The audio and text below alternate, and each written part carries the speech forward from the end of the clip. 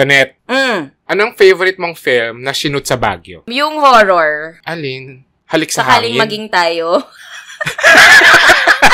Ang sama na ugali mo, nasaktan ako. Hindi, di ba may horror story? Sinasabi ko kasi may horror stories doon na hindi nilalabas ni JP. Hanggang ngayon ayaw pa rin niya sabihin. Yung horror story. As in, literal na horror As in, horror talaga. Pero, horror talaga. Takot ako baka sumunod dito eh. Ang tagal na nun. Siguro Ay, naman. Yung mga multo hindi yan nakakalimot. Talaga ba? Sabi? Oo. Di ba dyan sa inyo ngayon may di ba sa inyo kami? Isang beses kapag wala na kami mapagkwentuhan, ikukwento rin yun ni JP. Yung horror story sa shooting ng... Kaya natagal, ilang months kayo? Siguro kapag wala na ako sa showbiz, kapag peacefully living na ako sa farm, wow. Ganyan. Or parang nagmamando na ako ng mga sheep! As a shepherd. Gusto ko yung nagmamando. Ikaw, ano ba sa'yo? Ako, Labs, kita okay ka lang. Isa yan sa mga favorite kong na-shoot sa Baguio. Plus yung Hilda and Christopher De Leon. Kung mangarap ka't magising. Oh. Baguio rin yung horror. Yung mga horror na love story. Jericho. Yes. Nasaan ka man. Nasaan ka man. Yes, isa rin yun. Oh my God. Yung nasaan ka man, well, syempre, alam na natin yung Labs kita, okay ka lang, Marvin and Jolina. The classic best friend story na lahat ng mga next na best friend stories after Labs kita, okay ka lang, ay parang iteration na lang ng ng original best friend mo lang ako love story ni Ned at Bujoy. Pero kung hindi nyo pa napapanood yung nasaan ka man, panoorin nyo yun. Napakahusay. Charlie Peralta, yung cinematographer. Oo. Si Tatay Charlie. Grabe. Tsaka yung malamang nakita na nila yon yung picture ni Claudine na umiiyak siya tapos nakataas yung buhok. Ay, oo. Yung strand. As in, nagkaroon ng totoong horror story. Doon while shooting, nasaan ka man. Tapos, sinama nila sa final cut. Tumaas. Oh my Nasa God. Opening yun. Opening na naalala ko. Tsaka part yun ng promo, pero parang, pag tinanong mo yung mga staff na nandun sa nasaan ka man, parang ikaw, ayaw na nila pag-usapan. Feeling ko may something na I think, tinatawagan po namin ang attention ni Miss Hilda Coronel. Ang galing nila doon! Hilda, tsaka Gloria Diaz. Gloria Diaz! Oh my God! Parang love triangle siya. Si Claudine, parang may incest, no? May layer ng incest na hindi natin alam. Kay Jericho. Tapos may dalawang kay Jericho tsaka kay Diet pala. May dalawang tita na sobrang traditional and backwards. Grabe, ang ganda nun. Ganda nun. Sobrang ganda. Ang ganda ng itsura. Feel mo talaga yung lamig. Oo. No? Pero alam mo, hindi ako, dahil love story siya, parang nakapaloob na lang yung thriller and horror. Pero doon ako sa love story talaga. May nagsabi dito, so, meron tayong mga VVIP sa ating Zoom recording. 105,000 kami ngayon dito sa Zoom. Tapos sa Discord ay 61,000. Thank you, Gio. 61,000 sa Discord. So, 167,000 tayo na VVIPs. Thank you so much, VVIP. So, if you want to be part of our live recordings at makigulo dito sa group chat, punta na kayo sa angwalangkwentangpodcast.com. That's angwalangkwentangpodcast.com. And part of the proceeds will go to the second Ang May Kwentang Scholarship Program, kung saan mag-sponsor tayo ng one public school section. Yes, submit na kayo, guys. Yes, March 11. March 11 ang deadline ng pag-nominate ng public school section. So, pwedeng ma-renovate yung classroom, makapag-donate tayo ng school supplies, ng books, makapaglagay ng electric fans, baka wifi, pwede rin. So, totoo. Maraming salamat yan. That was made possible through the generosity of our VVIPs. Or pang-recess nila, ganyan, chika. Why not? Nakalagay dito, Don't Give Up On Us. Pero yung Don't Give Up On Us, mas yun, masagada. Masagada yun eh. Oh. Masagada yung Don't Give Up On Us. In fact, meron kaming isang nasabayan na group tour na pinakita doon. Hindi siya part talaga ng tour, pero tinuro lang ng tour guide kung saan sinabi ni Juday yung, kung magkakasal, yung si Irene Villamor, direct Irene, ang nagbigay ng linya, nag-supply ng linya, yung, kung magkakasala ka, willing ka ba magkasala with me? Ganon. Yes. Sasagada yun. Pakinggan nyo yun yung first guesting ni Direk Irene, ni Direk Rod, tsaka ni Direk Dwayne. Na hindi na natin napabalik, no? Silang tatlo magkakasabay. Natatakot na sila. Feeling ko dapat wala talagang VVIP kapag ganun. Pag nandito sila, kasi kung ano-ano nasasabi. Pero bakit muna? Bakit muna? So ngayon, dahil nga meron kaming binuksang bagong series, ang Reco Mo, Reco Ko, Reco Yan. Kung saan nagbibigay kami ng, bakit ba yan? May emphasis sa yan. Kung saan nagbibigay kami ng mga recommendations na may particular category. So, puntahan nyo yung mga ibang episodes namin. Nasama na namin dyan ang Bangkok. Tasting menus. So, ngayon, Baguio. Yes. Kasi gusto namin siya binabalik-balikan.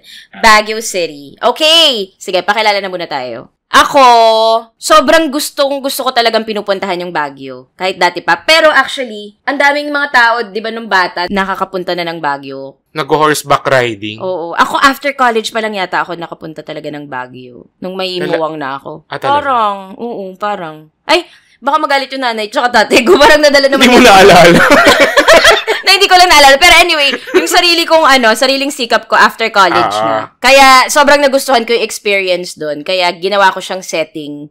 Isa sa mga settings sa dating Tadhana. Yes. Go. Ako si Tonette. Ako naman, ako si JP at para sa akin, second home ko kasi talaga yung Baguio eh. Alam mo, hindi ko alam kung Wait, totoo yun! Kasi parang yung naiiyak ako eh. Ang daming memories eh. Oh my God! I remember so many reasons. Palakihin natin to, JP. Naalala ko yung ginagawa mong Ano? Quezon City to Makati, ang Manila to Baguio. Kaya naman, kasi parang ganun din naman yung travel time, 3 hours. Parang ganun din naman yung biyahe to Makati. Grabe naman yung 3 hours stay. So, pag personal car, pag private car, 3 hours. Pag private car, 3 to 4 ganyan. Car, oo. Pero yun, ang first kong punta ng Baguio ay nung nag-aral na ako sa Baguio. Nung first year college, sa UP Baguio. Ay, oo nga pala. Doon din yung may matulunging multo. Yes, oo. So, before nun, hindi pa ako nakakapunta ng Baguio. Tapos, nung nandun ako, parang, hindi na siya ganun kasing lamig. Parang malamig siya, pero hindi siya ganun kalamig. Parang ganun. Ayun, ako si JP. At ito ang Walang Kwentang Podcast presents Reco Mo, Reco Ko, Reco Yan. Featuring Baguio City! Yes. Still a Spotify exclusive. Okay. Sabihin muna natin bakit Baguio ang napili natin. Bakit Baguio, Tonette? Ikaw kasi yung bukod sa binibintang mo na sinabi ko at sinadjust ko. Ayoko ng masyadong madaming disagreement. So, nung sinabi mo Baguio, okay. Hindi ko talaga maalala. I mean... Ako, kasi parang ang dali lang puntahan ng Baguio. Ang dali na ngayon puntahan ng Baguio. Especially kung gusto mo lang makaalis sa gulo ng Maynila. Totoo. Oo. Parang nagugustuhan ko siyang place to write. Oh my God, tsaka lalo na ngayon, Panagbenga. Oo nga pala. Yes. Oo nga pala. Start na yan. Pero grabe, ang dami ng tao sa Baguio ngayon. Dapat kasi kapag mag-isa ka lang, huwag ka na magdala ng kotse. Mag-bus ka nilang. Kasi grabe talaga yung traffic. Ang lala. Totoo yan. Oo. Tsaka ang dali na lang kasi makaikot. Oo. Ang dali makaikot na sa loob ng within Baguio. Pero actually, sa loob ng Baguio, di ba? Traffic na rin. Sobra As in, ang dami may sasakyan na puro tiga Maynila. Kala mo, di ka taga Maynila, Wala akong dalang kotse kasi wala mo na akong kotse. Naglalakad lang ako doon. Pero kung may kotse ka, magkakotse ka rin. Hindi rin ako magdadala. Feeling ko ngayon na hindi na ako magdadala. Oo.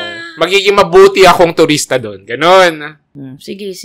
Ikaw magdadala ka ng kotse, I feel. First time ko mag-drive from Manila to Baguio. Parang okay lang naman yun kung marami kayo, di ba? Marami naman kami. Kayo. Ay, 2 lang kami. Tapos pa uwi. Ilan ba kami? 10 na kayo. Oo. May nakasabit mga espiritu sa taas. Gago.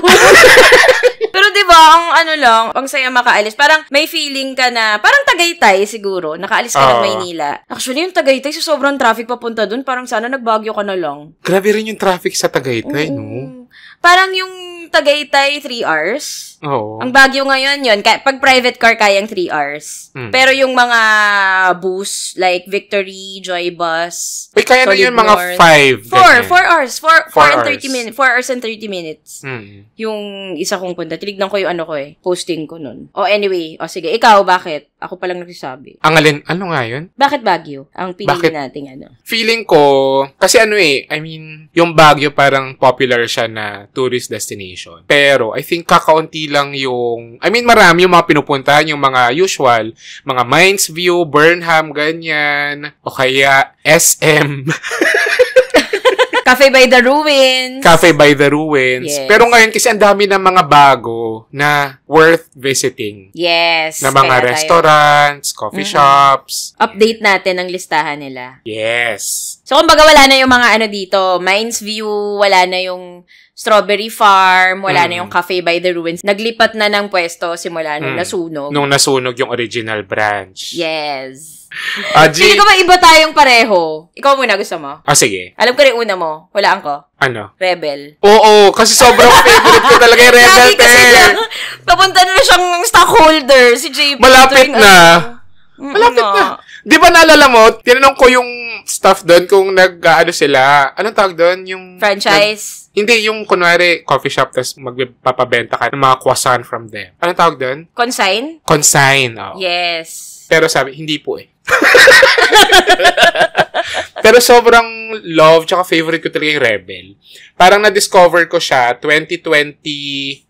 Parang halos nakabukas lang nila diba? noon. Tsaka sa IG siya, pandemic, Kasi nag-start sila online 2020 nung pandemic. Tapos, parang 2 years. Tapos, 2022, nagbukas na sila ng physical store sa Nagilian. Medyo malayo siya from the center. Pero worth it talaga yung pagbisita. Kasi grabe talaga, ang sarap talaga. Yung una ko natikman doon ay yung leche flan. Alam mo ba yun? Na-try mo ba yun? Hindi ko na-try yung leche flan. Isa lang yung na-try ko. Ay, dalawa pala, pero... Hindi siya croissant. Pero, ang tawag doon, leche flan Danish. Parang may square na nakalubog yung leche flan. Ang sarap nun, te. Tapos, yung isang favorite ko, ito, hinanap ko talaga yung pangalan niya para mabigkas ko siya ng tama. Valrhona Dulce Pano Chocolate.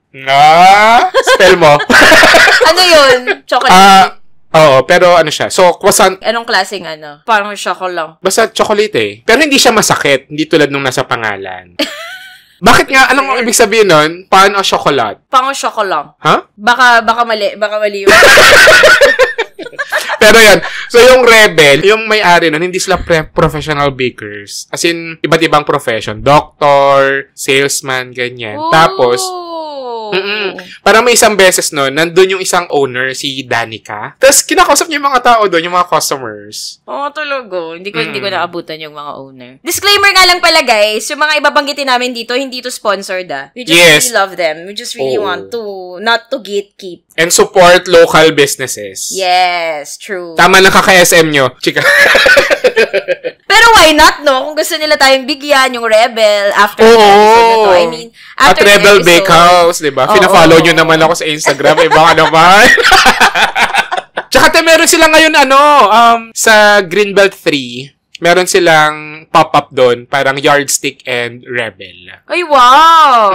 Taray. Ang okay pa doon sa Rebel, kailan ka huling nakapunta? Tagal na, parang... 22? January of 2023. Malaki na yon? Malaki na. Yun, kasi warehouse siya. Ko, sobrang laki na ngayon. As in, pwede ka talagang magstay to, right? I mean, hindi ko alam kung allowed sa kanila yung magstay ka ng matagal. Pero nung wala lang saksakan, I think. Meron sa loob. Mga konti lang. Hindi siya parang yung mga dito sa Quezon City na nagkalat ang mga socket. True. Pero, maluwag yung loob. Hindi siya parang maliit na coffee shop na parang to go yung preferred. So, pwede kang bumili, tapos tumambay and write and muni-muni and chika with friends. Tapos, ang tip ko doon ay, punta kayo ng maaga. Kasi kasi maaga. Oo. Pumunta kami doon ng mga siguro 2 p.m. or 3 p.m. So, ang available na lang, mga 4 na kinds or 5 kinds na lang yung available. Hindi na available yung mga ibang mga naka-advertise dun sa Instagram nila. Tapos ako, ang natry ko yung ube makapuno. Ay, shit, bago yan. Kasi nagbabago sila ng menu. Ang sarap ng ube makapuno. Masarap. I think parang ang mainstay doon ay yung butter croissant nila. Kasi nagbabago talaga sila. Kasi parang may time na, nung bumalik ako, ay, wala na yung na-try ko last time. Ganun. Kasi nga nagbabago, parang ganun. Oo, nagbabago. Punta kayo sa Instagram nila, Rebel Bakehouse PH or Rebel Bakehouse, para makita nyo kung ano yung available for the day or at least for the week na specialty, nila, croissant. Tsaka ang ganda ng space nila, Ang ganda ng kulay, industrial, pero may mga pula. Kasi nga yun yung logo nila eh. Tapos, para sa may mga may kotse, ang luwag ng parking. Oo, pwede silang magpa-drive-in cinema. Ganun kalaki. Grabe, no? Okay, totoo yan. Ayun, sige, yun yung una number 1 natin. Actually, nakalagay din dito, so buburahin ko na to. Okay. Sige, yung next ko naman, it's another coffee shop. Kulaan ko. Oh. Hatch. Yes. Yun din sa akin! galing! Alam mo, medyo pareho na tayo ng ano eh. So, yung Hatch Coffee, medyo dadayuhin mo lang din siya. Hindi siya sa part ng Session Road, bale. So, yung Hatch Coffee, na-discover ko siya nung kailangan ko talagang magsulat at kailangan kong ng stable na wifi. Kasi diba nag-shoot kami ng Suntok sa Buwan? Oo nga pala. And Elijah Canlas. Directed by Gio Lomuntad, ang aming editor ng ang Walang Kwentang Podcast. Pero, kasi kung saan kami, wala masyadong wifi. So, parang kailangan ko lang ng peace and quiet na mag-meeting or magsulat. So, nahanap ko yung Hatch Coffee. Yung Hatch Coffee, ang okay doon, very bahay yung feel. Bahay talaga kasi siya, di ba? Oo, kasi bahay talaga siya. Tapos, parang secret siya no? Kasi, pagpasok ko ng Eskinita, hindi pa yon. Hindi siya, wala siya sa main road. Papasok ka ng Eskinita, tapos papasok ka pa ng isa pa. Tsaka yung yung labas ng bahay, para siyang bahay ng New Manila. Ganyan yung ang daming dahon sa labas. Oo, may garden. Para secret garden. Totoo. Ang nagustuhan ko sa Hatch Coffee, bukod sa merong mga saksakan at meron ding wifi, ganyan talaga yung gusto ko sa coffee shop. Wifi and socket. Alam mo, try mo pumunta ng True Value. Maraming saksakan doon. Doon, try mo kaya doon. Or Ace Hardware. Pero sabi nga ni JP, mag-data na lang para iwas Oo, data, iwas hacking. Oo. Anyway, sa Hatch Coffee, ang marirecommend ko doon ay yung signature dirty horchata nila. Horchata ba horchata? Hatchata yung tawag. Hatchata, yes. Kasi nga hatch. Oo nga pala, sorry naman. So, siya, parang Mexican drink. Ang main, ingredient niya, kung paano naging horchata ay white rice. Ang gamit. Dirty milk, di ba? Yan yung tawag nila, di ba? Parang dirty milk. Dirty milk. Yun yung milk niya. White rice. Favorite ko yan. Favorite ko yung horchata. Kapag merong horchata sa menu, yun talaga yung, ino-order ko. Tapos, hindi ko alam kung meron ngayon sa, sa Hatch. Pero, yung mga nauso ngayon, matchata. Horchata na may matcha, ganun. Yun. Basta ang aliwalas lang nung feel ng ng Hatch Coffee. Tapos, masarap din yung Hatch Burger. Ito yung favorite ko doon, grilled cheese. Yung may habanero honey. Sauce? Ay, oh my God, ang sarap talaga nun, te. As in, makakadalawa ka, ganung level. Medyo may anghang level siya, pero okay. Ang sarap, te. Ang sarap nun.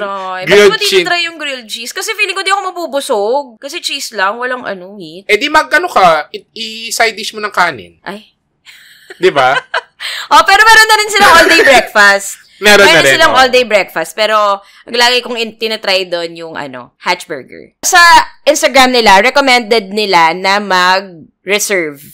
Via Instagram. Via Instagram. Pero, parang minsan, merong isang time doon, parang sabi ko sa sarili ko, siguro naman, wala naman masyadong tao dito. Kasi, pakaliblib naman ng Hatch Burger. Pagdating ko doon, hindi ako pinapasok kasi ang daming tao. Totoo, te. As in, kasi may nag-check May nag-check lagi ng reservation. Hindi ka talaga makakapasok kapag wala ka reservation. Tapos minsan, pag nagpa-reserve naman ako, minsan, ang konti lang namin. So, to be sure, sumasagot naman sila agad. So, yun. That's Hatch Coffee. Tsaka alam mo ba, yung Hatch, kaya siya Hatch daw. Kasi, yung location niya, Easter Road. Ay, okay. Hindi ko lang kung tama yun, Nabasa ko lang yun. Parang yun, pero, kaya daw siya makes sense Hatch. naman. Makes sense naman. Galing. Love it. Yun. Number 2 yan, Hatch Coffee. Tsaka, oh my God, may time nun, nag-bonfire sila. Pwede, no? Yung gitna, yung Oo. Totoo. May time nun, nagabi ako nagpunta. Tapos, nag-bonfire sila dun. Aww. Ang ganda. Love it. Tsaka lagi, may aso doon na... Pwede! Na pets are allowed. Tsaka pets are allowed. Pero may resident pitbull sila doon. Ang cute. Pero may wifi, yan yung okay. Nung last na punta ako, kasama ko si Dana, Maita and me. Meron sila doon na parang mga card games, mga board games, ganyan. Ay, nagsusulat ako. Itong sina Dana, yung mga kasama ko, si Dana tsaka si Maita, tsaka gustong icebreaker, yung... Tas, yung, meron silang yung card game, parang... yung icebreaker na card game. Na card game. Tapos parang, if you were to be reincarnated as... gagawin talaga natin to ngayon, guys. Kaya mo tayo getting to know you after ng 2 dekadang pagkakaibigan. Alam mo, minsan talaga si Dana, na-amaze pa rin ako sa personality ni Dana. Yung akala mo tahimik. Oo, kami dalawa ni Dana, pag nag-travel kami, or kapag nag-work kami kami talaga yung kaya naming, hindi kami nagpapansinan, mag-work kami, tapos chichismisan after. Pero nung time na yun, sali siya sa trip nito ni na Maita at May. Talagang, what is your biggest heartbreak? Talagang, Anong oras to? Narinig tayo ng ibang mga table dito, no? Kasi lunch break Gawin natin to. Walang pinipiling oras. So, ang sinasabi ko lang, kung first date nyo, pwede doon. Kunin nyo yung card game. Mag-icebreaker kayo doon. Tanungin nyo isa't isa ng what is your biggest heartbreak or who is your biggest heartbreak. Yes. Who is your biggest heartbreak and why do you want to be reincarnated? Yes. As a pit bull. Ang daming tanong. Ang daming layers nung tanong. Parang, ano ulit? Last question na ba? Okay, ikaw, number 3. Ito isa pang... Coffee shop? Hot cat. Hindi ka nabarok dun, Ilang beses ito pre-practice kaya ako late. Hot cat.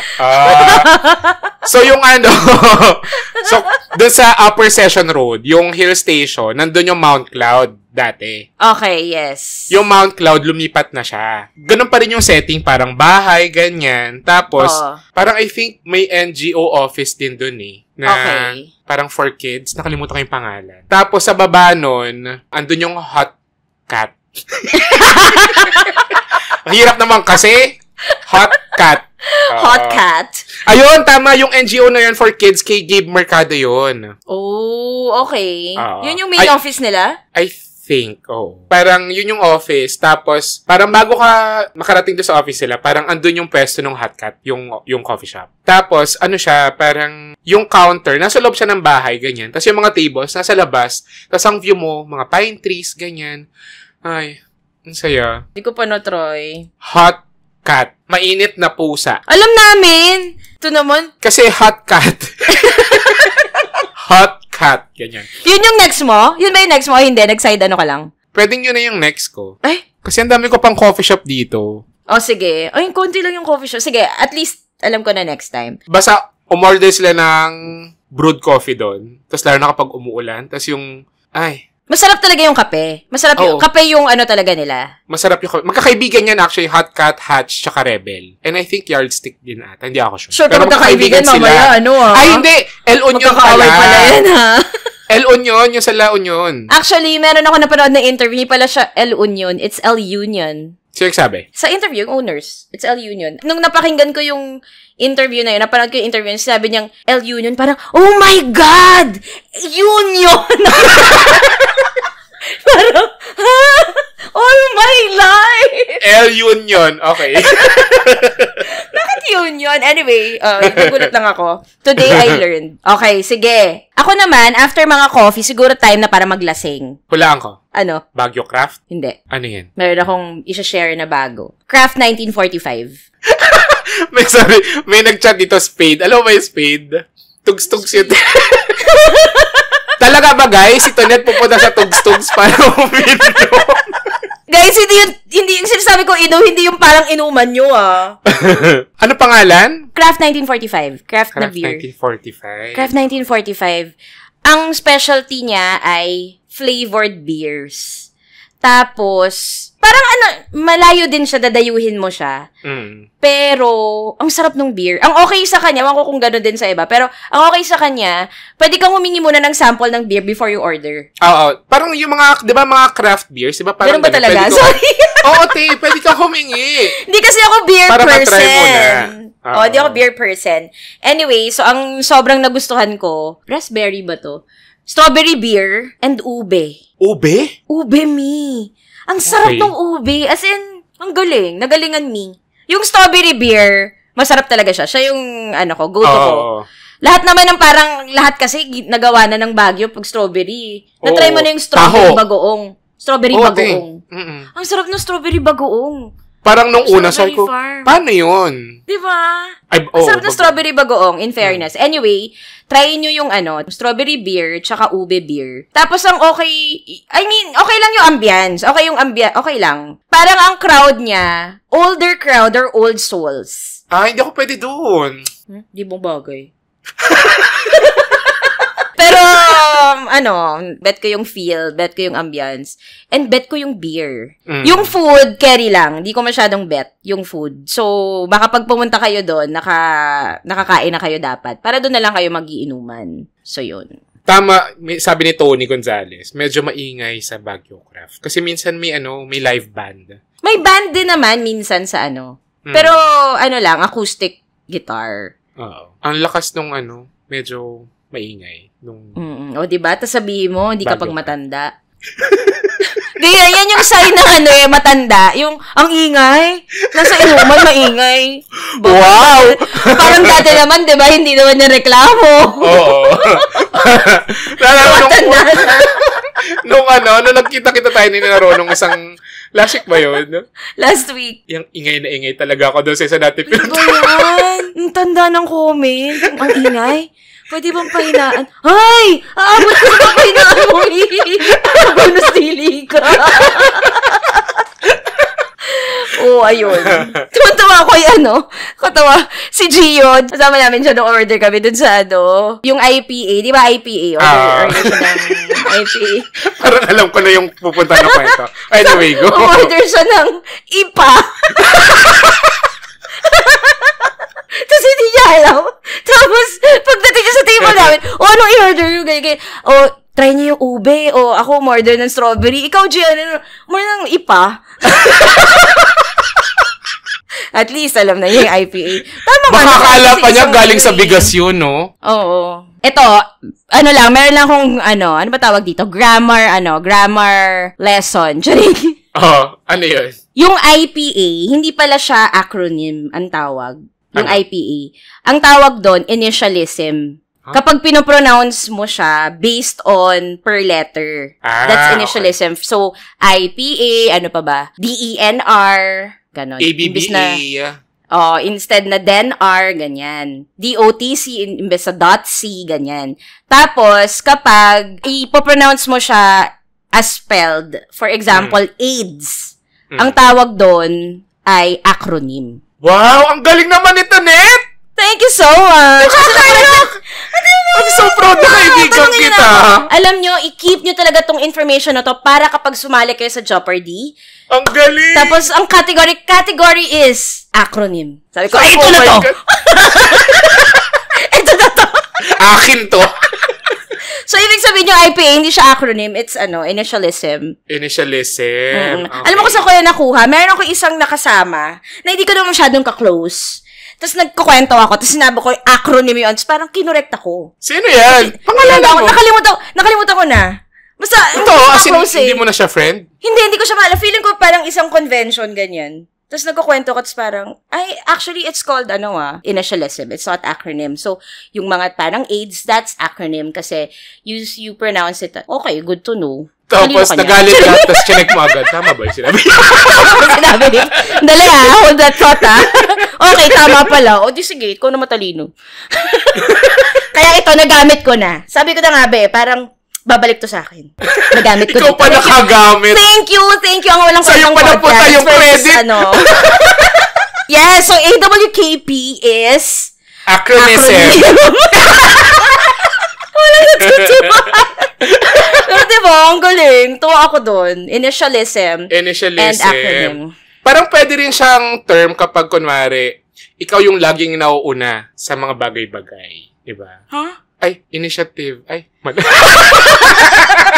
Layo, parang nag-joke ka, pero pinigil mo yung sarili mo bago yung punchline. Pero na-set up mo na.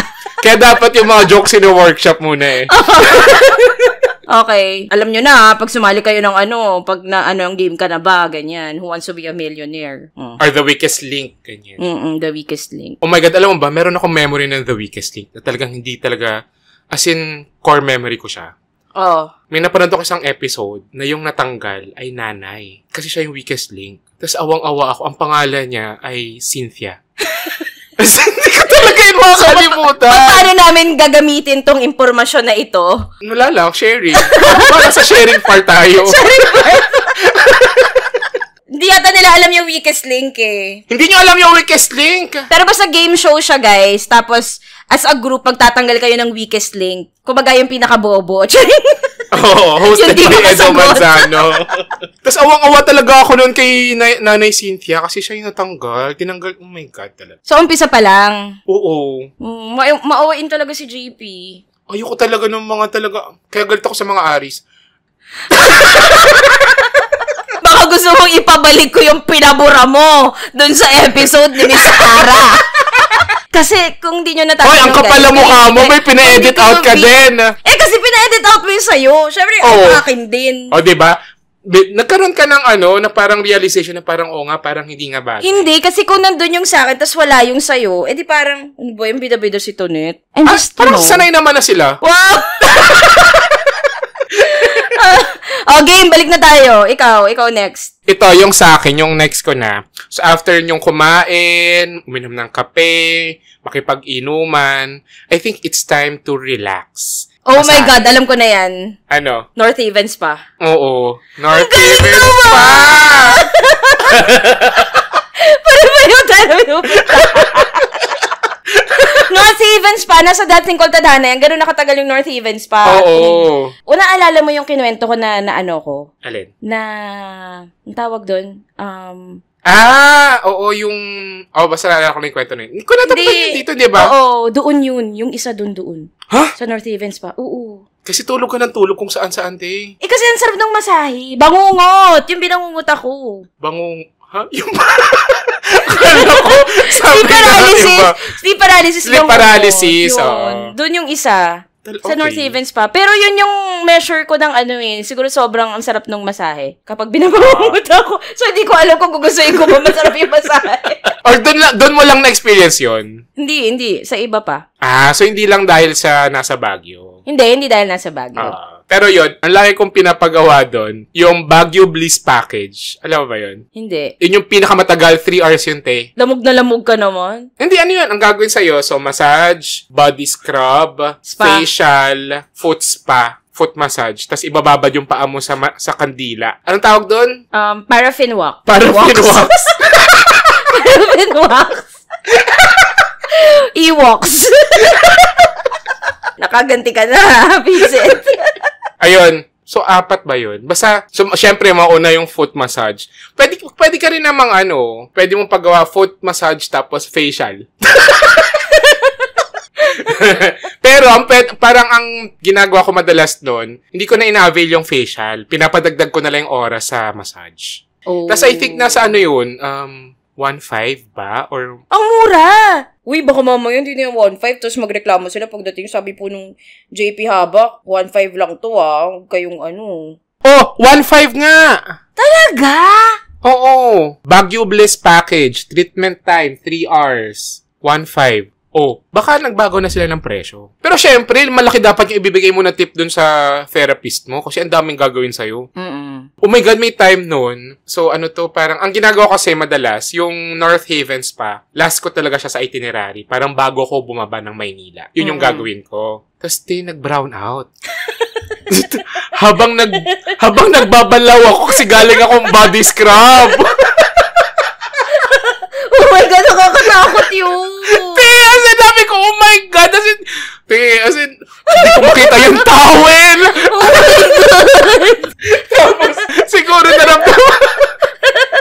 siguro naramdaman na therapist na natatakot na ako. Tapos parang kanya, Sir, wait lang, andito lang po ako sa labas. Ay, taray! Always there. Oo, it's the service talaga. Yun yung nangyari sa akin sa Bangkok. Yung minumulto na nga ako, tapos parang bigla ako nagising na yung sleep paralysis ko. Naka-shower cap pa ako. Lumabas ako sa lobby, naka-shower cap. Tapos nakatuwalya. Nakakahiya. Let's go! Parang yung nagpapakulay ng buhok tapos wala kang pambayad. So, lumabas ka muna para mag-withdraw. Visit. Ako, ang gustong-gusto ko dun sa North Haven, Dagdagay. Para ba i-pronounce yun? Dagdagay? Foot massage. Yung foot massage nila na meron mga foot sticks. Massage. Na gumagamit ng mga sticks.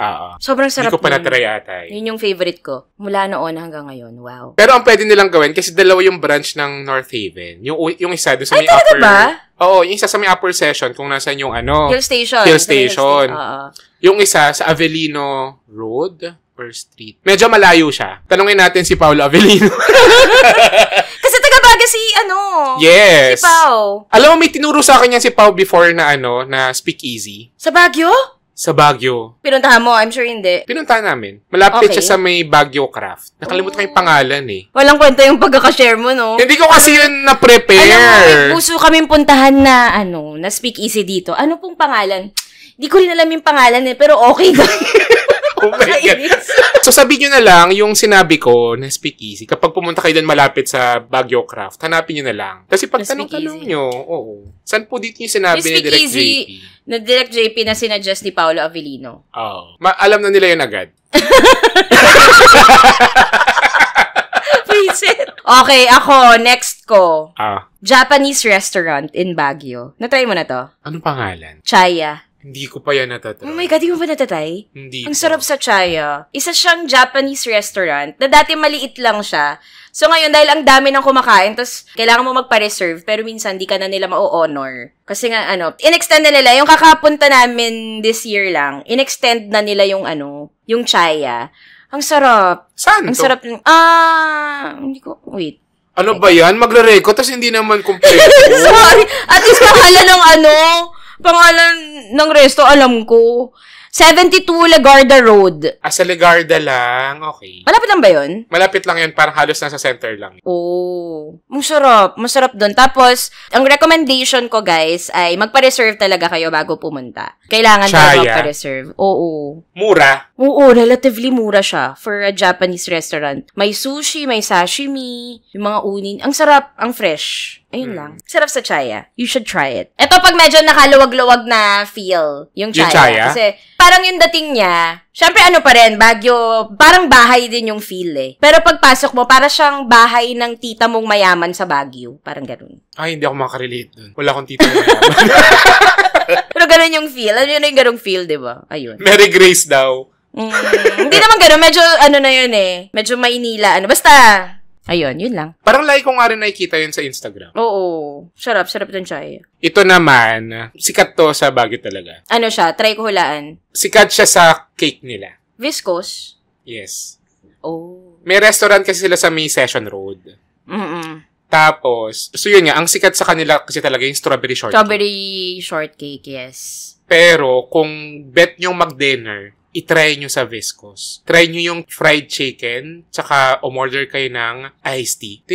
Favorite iced tea ko kasi yung sa Wendy's. Yun talaga yung favorite ko. Bakit? Wait lang! Yun yung favorite ko talaga na iced tea, yung sa Wendy's. Tapos, nung natikman ko yung iced tea nung sa Viscose, sabi ko, alam mo yung nagbago yung paningin mo sa buhay? Parang, kaya ko lahat. As in, itry nila mag-dinner kasi ang sarap sa Viscose. Tapos, syempre, yung dessert ko na yung strawberry shortcake. Strawberry shortcake, correct. Actually, meron ng Viscose dito sa, sa Maynila. Kaso nga lang. Na store? Oo. Pero iba pa rin yung strawberry shortcake pag galing ng kasi ng mas Baguio. Fresh eh. May something eh. Parang nawawala yung lasa ng effort, ng friendship. Oo. Diba? Yung parang kasi, ang dali na lang sa Mega Mall. Mega Mall daw eh, ang dali na lang bili dito pag galing sa diba? Pag galing kang, alam mo yung parang galing kang ibang bansa, tapos umuwi ka, tapos nakalimutan mong bumili ng pasalubong sa duty free. So, bibili ka na lang sa supermarket. Kasi hindi naman malalaman, no? Hindi naman malalaman ng mga papasalubungan. Diba? So, parang ganun yung feeling kapag dito ka sa Maynila bumili ng parang may daya eh. Diba? Ayun. Ito, sa akin, ito naman. Pag nakaluwag-luwag. Meron akong dalawang pag nakaluwag-luwag dito eh. Actually, yung Chaya, medyo nakaluwag-luwag siya. Medyo pag nakaluwag-luwag. Meron akong dalawa. Yung isa hindi ko masyadong recommended. Pero i-recommend ko na rin. Kasi, I believe that, we have different tastes. Okay. And maybe my taste is not the same as yours. And, the children are our future. Future, correct. Yeah. Diba? Teach them well. Go to net, teach them well. Hindi ko alam kung na-try mo na to. Foggy Mountain Cookhouse. Hindi pa! Oh my God! So, itong Foggy Mountain Cookhouse, medyo dadayuhin nyo din. Tapos, medyo siya, konti lang yung seats niya per night. 20 seats per night lang siya. So, kailangan nyo yung magpa-reserve. So, yung Foggy Mountain Cookhouse, ang parang bentahe niya ay yung sunset. Kasi pero meron siyang view talaga. May view talaga siya ng magandang sunset. Parang siya, ganun din. May feel na pumunta ka, kasi bahay talaga siya. Mm-hmm. Tapos parang pumunta ka ng bahay ng tita mong mayaman. Mas mayaman than nung sa Chaya kasi nakakuha siya ng may view. Kasi ito, ilang seats lang? 20. 20 lang. Yung 20. Chaya, 21. So, yung tapos, kapag may kotse kayo, pagalingan ng pag-drive kasi talagang nakaangat yung parking nila. Itong Foggy Mountain, so kailangan magpa-reserve. Ang nag-reco sa akin ito, mga friends kong yayamanin. Oo. Tapos parang bet nila to Sino kapag... yun? Sina Dana? Hindi ba naka-try nun si Dana? First time naming 4 nun. Pero ako, ang pinaka nagustuhan ko dun, yung Salmon Crostini. Spell. Salmon. Ano yung crostini? They're like small biscuits. Charing. Maliit na bread na matigas, tapos na din yung salmon. Okay. So anyway, kaya ko siya gusto kasi nung pumunta kami doon, 2 groups lang kami. Tapos friends din yung isa na may birthday. Tapos kaming 4. Tapos, ang nagustuhan kong feel doon, parang perfect siya sa barkada. Ganun yung feel niya, yung parang, sarap mag-share dito. Parang dapat doon dinala ni na Maita yung who is your biggest heartbreak. Doon perfect Diba? If you're going to be reincarnated, who will you be? What animal will you be? Doon perfect. Tapos merong bonfire, ganun. Yung parang feel mo mag-cardigan, ganyan. May cardigan, yung shawl mo, pero kita-kita yung mo, ganyan, yung balikat mo. Tapos sumasagot ka ng, my biggest heartbreak. Charing. Gigil ako sa mga to Kita nyo nagsusulat ako Alam mo, ang ganda talaga na parang paano ka nakasali doon sa friendship na yun? Parang bakit ka nandun? Parang hindi ka bagay. Pero yon, pang nakaluwag-luwag to, mabilis silang sumagot sa sa Facebook. Kaya nyo kailangan magpa-reserve kasi you need to pre-order. Hindi lahat available sa day itself. So, parang may lamb, ganun. Kailangan yung i-pre-order kasi prepare nila beforehand. Kasi nga parang bahay yung feel niya. Hindi siya talaga restaurant. Ayun. Parang yung last reco ko, isa sa mga last stops ko talaga ay Good Shepherd. Yung ube jam. Ng Pink Sisters. Kinakain ko kasi yung ube jam talaga kahit hindi Pauwi ng Baguio. Pwede din. Oo. Kinakain mo siya nakapalaman? Hindi. Kala ko, nakain mo nakapalaman Kasi ang hirap niyang hindi ituloy-tuloy, nakainin. Oo naman. Sarap niya, iba pa rin. Actually, meron namang mga nag-reco sa akin na ibang mga ube, pero sa mga next part na lang ng Baguio. For some reason, iba yung lasa ng mga Good Shepherd na ube jam na binibenta doon sa palengke, doon sa Baguio Market. Compared kapag talagang bagong luto siya talaga galing doon sa Good Shepherd. Totoo. Tsaka sa sobrang dami, may number na. Umabot ka na ba doon? Binibigyan na nila ng number. Dati kasi lang, pipila ka lang. I mean, wala kang pila dati. Pupunta ka lang doon, tapos bibigay na nila. Ngayon, sa sobrang haba ng pila, may Tapos may limit na per person. Talaga ba? May na abutan kami ng ganun. 20. Siguro 20, no? Per person. Charing. Ayan tama, sabi ni Jensen. Dalawa lang. May limit na. Kasi baka yung iba nire-resell lang sa Pumunta talaga kayo doon sa Good Shepherd kasi pag pumunta na kayo sa iba, pag nire-resell na sobrang laki na ng patong. Tsaka yung strawberry jam doon, totoong may strawberry kasi yung iba talaga yung strawberry parang nakadikit lang doon sa bote. Tapos kapag kukunin mo na, parang nasan yung strawberry? Hindi ko pa na-try yung strawberry jam nila. Kasi ang dami yung buong strawberry. I shall try that next time. Yun yung last ko. Okay, Good sige. Shepherd. Shepherd. Di pwede nagjo-joke lang ako to Sorry. Hindi ko kasi alam ko nag-joke or hindi. Sorry. As a grammar Nazi and ballerina Nazi. My God, acronym. Class. Ano ulit yung acronym at initialism? Charing. Okay, yung last ko, ito with ang tawag doon, with reservation. Magpapareserve ka, ganun? Hindi. With reservation. Recommendation with reservation. Ganun. Alam niyo yung yung Laperal House? Yung White House. Yung White House. So, yung Laperal House, sobrang sikat siya dati, guys. Kasi, sabi, haunted house siya. So, Diyos ko, suki to sa Magandang Gabi Bayan. Yes. Diba na parang kahit dadaan ka lang. At saka kasi nasa highway siya eh. So, pag dadaan mo siya, parang may certain breeze of kamultuhan, of white lady, ganyan. So, ang bagong, alam mo ba to? Ginawa na siyang restaurant. Nakita ko na yan. Ginawa na siyang restaurant. So, yung Laperal House, restaurant na siya. So, binili na siya, tapos ginawa siyang isang fine dining restaurant. So, ba't ka lumilingon sa gilid mo, JP? Si Patty kasi. So, ito, medyo pang nakaluwag-luwag kasi merong tasting menu sa Baguio. At isa sa mga nag-o-offer nun ay yung Joseph's. So, na-try namin yung tasting menu sa Joseph na 4-course tasting menu, degustasyon. So, salad, soup, main course, and then dessert. Oo. Ano to? 1,950. So, syempre, relatively mura, pero 4 lang naman. So, for me, hindi ako masyadong natuwa doon sa... Hindi ako masyadong natuwa doon sa tasting menu. I will be honest. Doon sa experience, saka doon sa food. Sa food and parang okay naman yung experience. Wala akong nakitang multo. So, hindi ko alam kung magpapasalamat ako or hindi. Hindi ka sure, pero nakita ka nila. Gago. Tapos ano pa talaga parang may something, basta, hindi naman ako nakakakita, pero wala naman ako naramdaman, wala ako nakita. Pero yon, parang inanon talaga nila, ni-renovate nila, and ni-redesign yung loob. Hindi ko naman siya nakita before, pero I'm sure medyo luma na siya before. So, yun, nag-tasting menu kami. Hindi ko masyadong natripan, pero ang magre-recommend ko doon. So, hindi ko sure kung i-recommend ko talaga yung tasting menu, pero baka naman magustuhan nyo. Baka mag-improve. Baka mag-improve, ayun. Pero, ang marirecommend ko, ito talaga ang sarap. Yung wet aged rib eye steak. Yun yung main? Hindi siya part nung hindi siya part na tasting menu. Separate namin siyang binili. Kaya ako sinasabing nakaluwag-luwag. Kasi medyo mahal siya. 3.5? Higher. 5.6? Higher. Huh? Oh my God. Magkano? Yes. 11.5. Tang ina! Grabe. Totoo talaga yung totoo talaga yung kumakalat na chismis na net worth mo. Pero apat kami naghati dun sa 11.5. Nakakatoka. Okay. Laking pasalamat ko nga na in-order namin yun kasi nga hindi ako na-happy dun sa tasting menu. Pero ilang kayo naghati? Apat kami naghati. Okay. So, mga masarap din?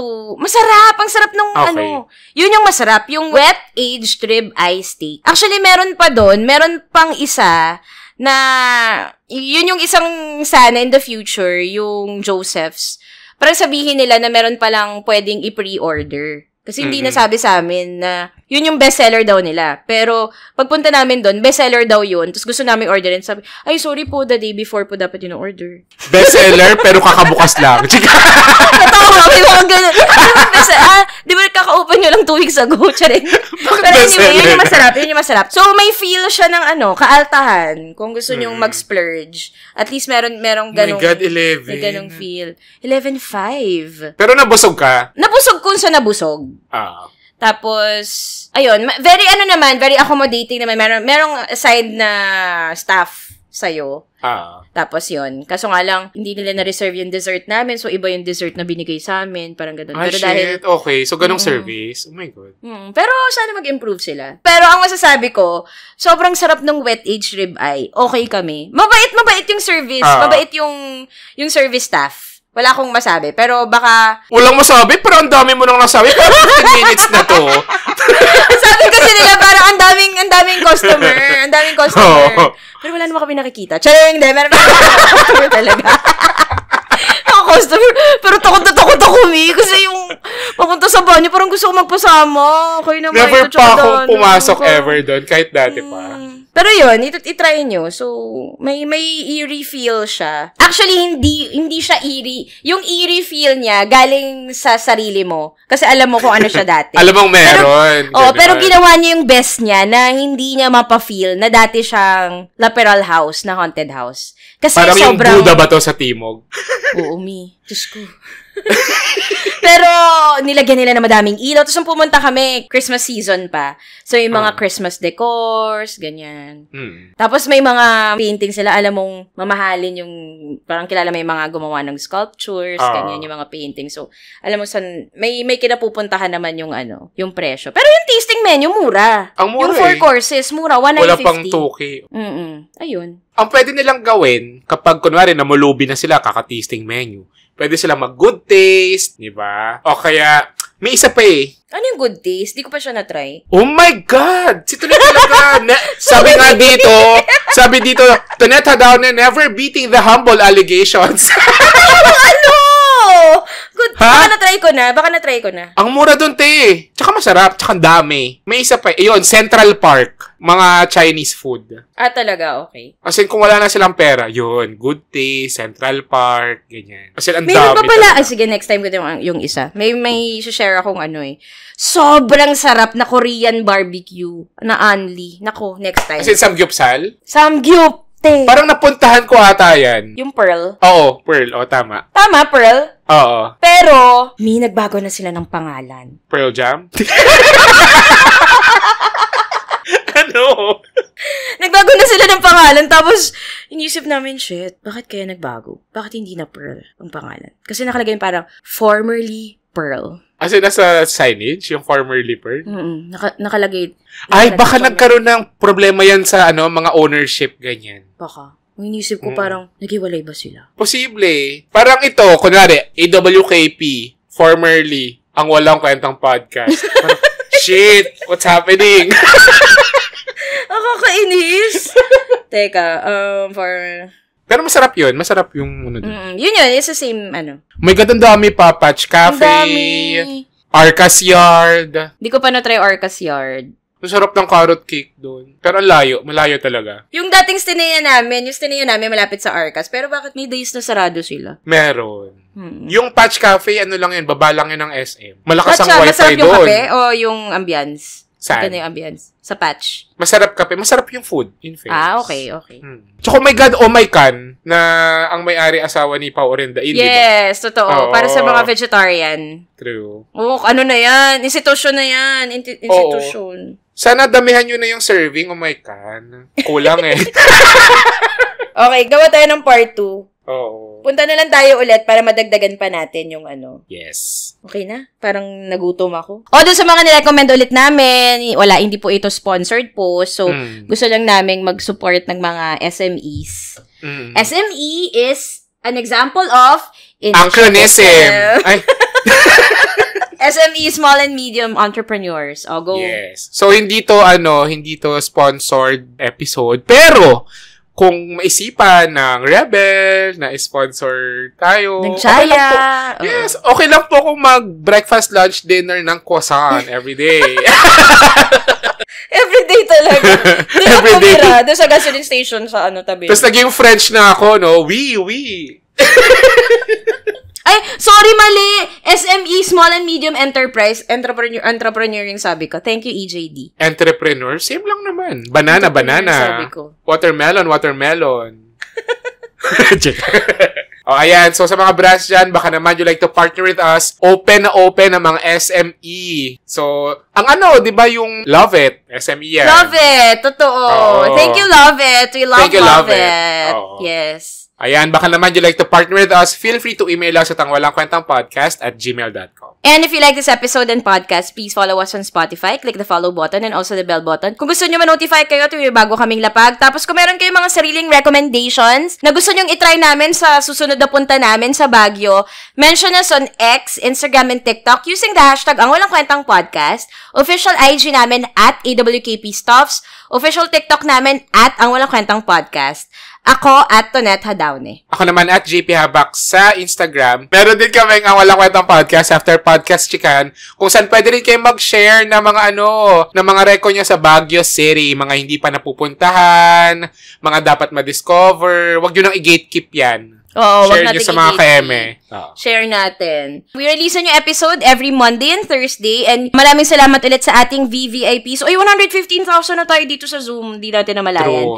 Through the generosity of our VVIPs, gaya ng sinabi namin kanina, naging possible ang ating pagtulong natin sa mga nangangailangan ng help, sa kanilang education. So, for the second, ang May Kwentang Scholarship Program ay mag-sponsor tayo ng one public school section. So, pwede kayo mag-nominate hanggang March 11.